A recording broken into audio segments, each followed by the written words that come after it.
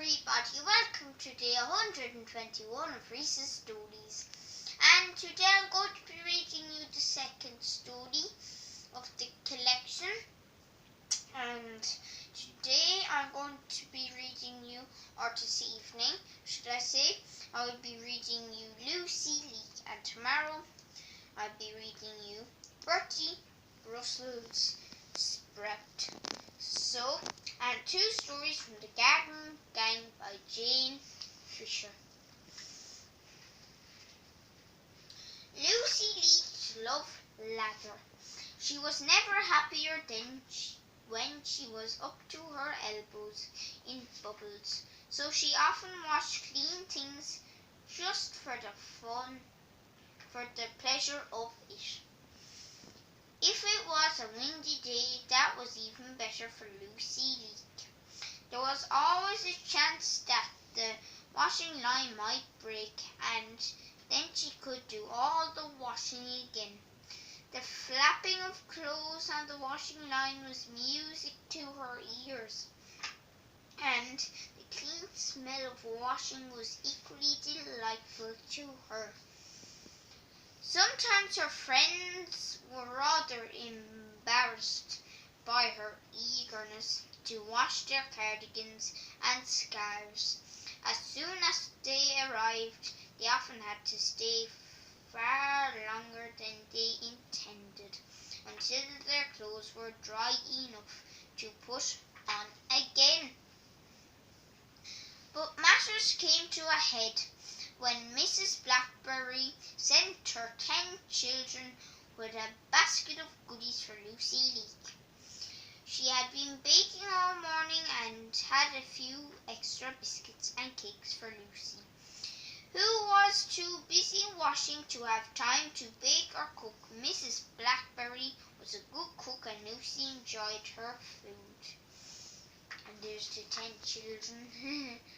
1, 2, 3, 4, 5, 6, 7, 8, 9, 10. Mrs. Blackberry cleaned her house all afternoon. Then she made tea for Mr. Blackberry, herself and the children, but the children did not arrive home. As it grew dusk, she became worried and hurried along to Lucy Leek's cottage. She hoped that she might meet them on the way, but there was no sign of her children. Mrs. Blackberry ran up Lucy's path and knocked on the door. Didn't that sound like rat-a-tat-tat? And knocked on the door. You can imagine her relief when the door opened, and there sat 1, 2, 3, 4, 5, 6, 7, 8, 9, 10 little blackberries, eating buns and waiting for their socks and scarves to dry.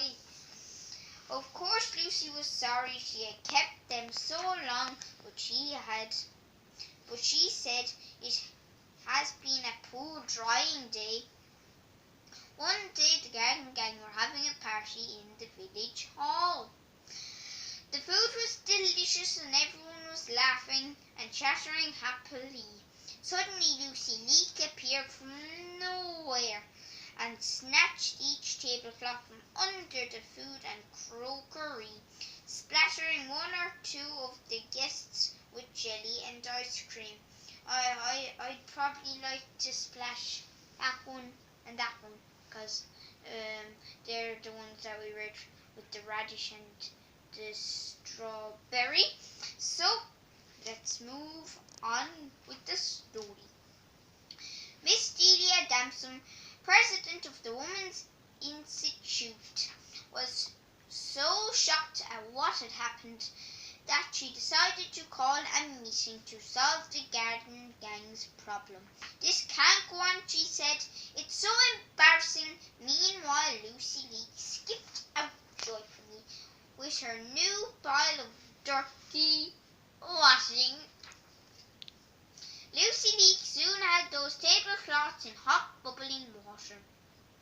She rubbed and scrubbed until the clothes were white. She pegged them on the washing line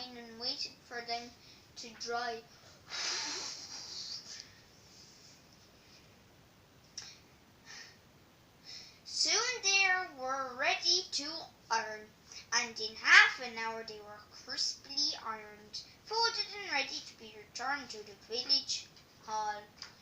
Losing the iron. By the time Lucy had arrived back at the village hall, the garden gang had made some decisions on how to cope with Lucy's mad desire to wash clothes. Delia Damson told Lucy of their ideas, and she was delighted. She could hardly wait for the next day to arrive. When morning came, the garden gang were all very busy. Some were tidying Lucy's garden, cutting her grass and sowing seeds. Others were cleaning Lucy's house, and they filled her larder with good things to eat. And I bet it was from Mrs. Blackberry and her 10 children. In return, Lucy did all their washing, and my favourite ones there in that picture are probably the radish, and I think that is, let me check at the very back of the story, it is a marrow, and I like him too. Now, and she could now be kept happy all day long. So, the end. Hope you enjoyed the first story in the second book of these. I don't have all of them, but I'll see if I can get them at ladybird.com, I think it is. But anyways, so tomorrow I'm going to be reading you Bertie Brussels Sprout, and I love that one. Oh, fantastic. And yeah, one story done of the second book that I've been reading now to you from the Garden Gang by Jayne Fisher. And second story tomorrow. Tune in tomorrow. Bye. See you all tomorrow for day 122 of Rhys's Stories. And don't forget to follow me on Instagram. Subscribe. Check out poetryforkids.com, which is Ken Nesbitt's poet website. And check out Benji Bennett's website, which is so fun, and it's called Adam's Cloud. And Poetry for Kids is so fun as well, because you can look at poems and stuff. So I guess I will see you all tomorrow for day 122.